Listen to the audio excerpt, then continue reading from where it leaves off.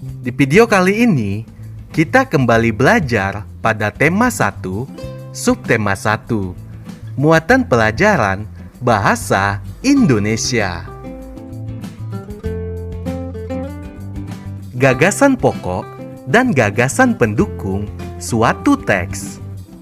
Suatu teks terdiri atas beberapa paragraf.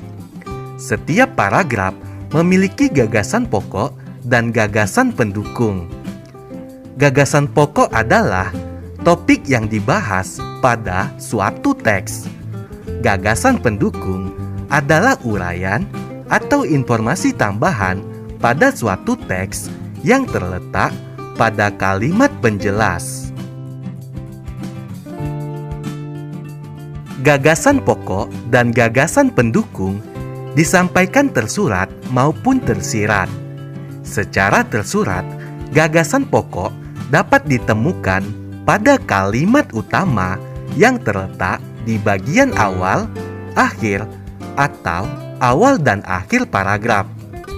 Secara tersirat, gagasan pokok dapat ditemukan dengan cara membaca seluruh kalimat pada paragraf.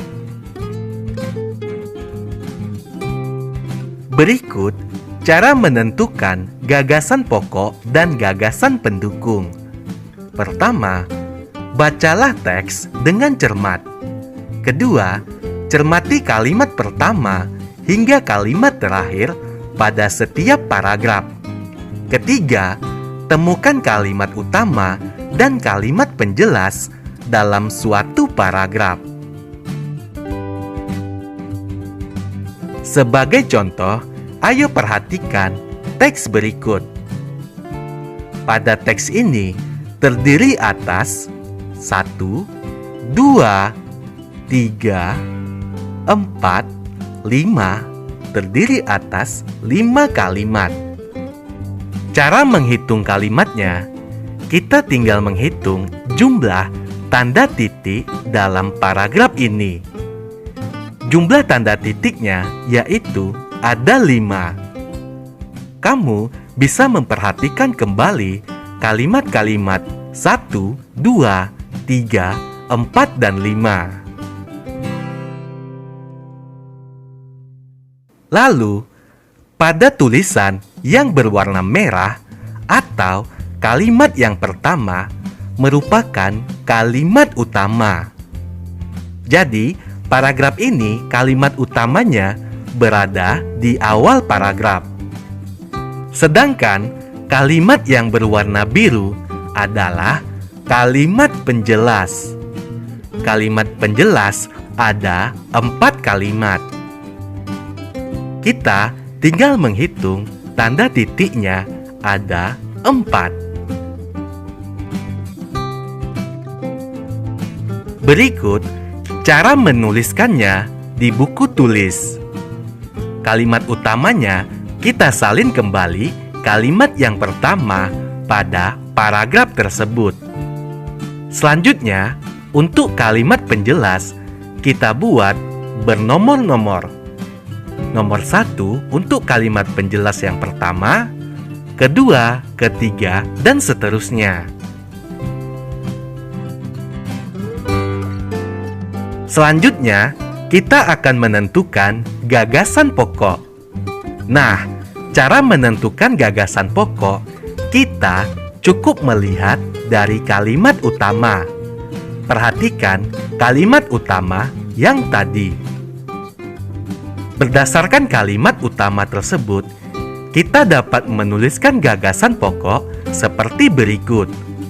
Kerjasama Kedutaan Besar Republik Indonesia di Tunis dan Kementerian Pariwisata Republik Indonesia mengikuti pameran pariwisata terbesar di Afrika Utara.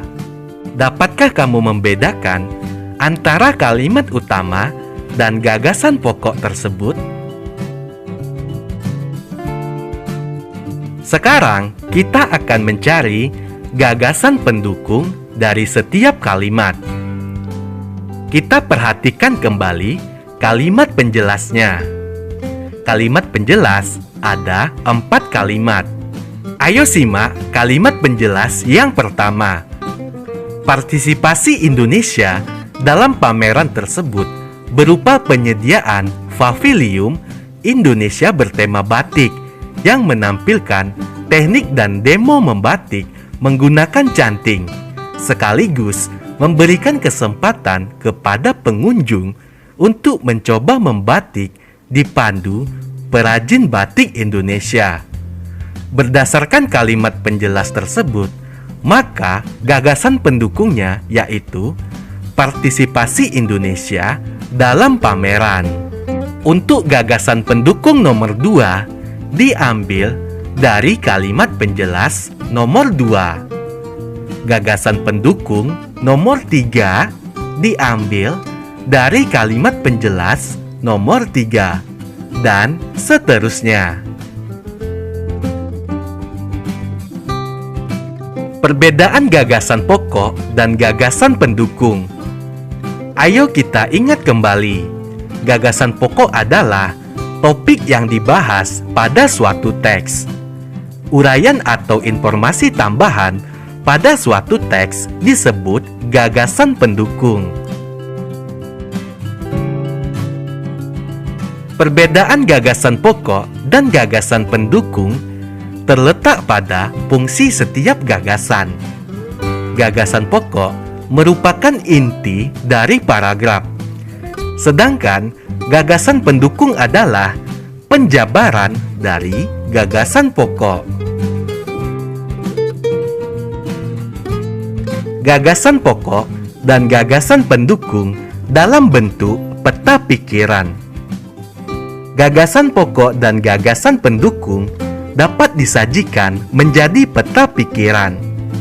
Peta pikiran merupakan cara menuangkan informasi yang diperoleh ke dalam bentuk diagram. Peta pikiran memudahkan kita untuk mengingat isi dan informasi penting suatu teks.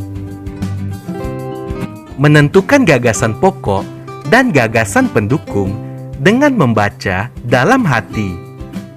Gagasan pokok dan gagasan pendukung dapat ditemukan dengan cara membaca dalam hati. Membaca dalam hati berarti membaca tanpa mengeluarkan suara. Membaca dalam hati adalah kegiatan membaca dengan saksama yang bertujuan untuk memahami dan mengerti isi dari teks yang dibaca.